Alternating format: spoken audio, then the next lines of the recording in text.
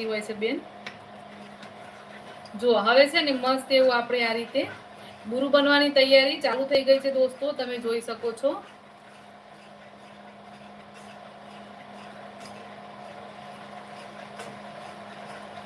Thank you. જો આ રીતે હવે છે ને બુરું બનવાની પ્રોસેસ ચાલુ થઈ ગઈ છે દોસ્તો. આપણી જે ચાસણી છે એ આ રીતે સફેદ થવા માંડી છે અને ધીમે ધીમે ઘાટી થવા માંડી છે. Thank you, thank you. આ રીતે છે ને ચાસણી જાડી થવા માંડી છે. આ જુઓ, મતલબ કે બુરું બનવાની પ્રોસેસ ચાલુ થઈ ગઈ છે દોસ્તો.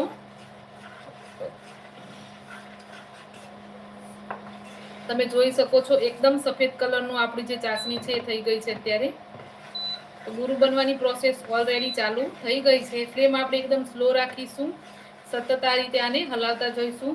ધીમે ધીમે ધીમે ધીમે આ છે ને સુકાવા માંડશે અને એકદમ પાવડર ફોર્મમાં આવી જશે. એટલે બુરું, આપણું બુરું તગાર જે આપણે કહેતા હોઈએ ને એ બની જશે. અમારે ખાંડનું બુરું જ કે છે દોસ્તો. તમારે શું કે છે, બુરું કે તગાર કે, કોમેન્ટ કરજો. Thank you.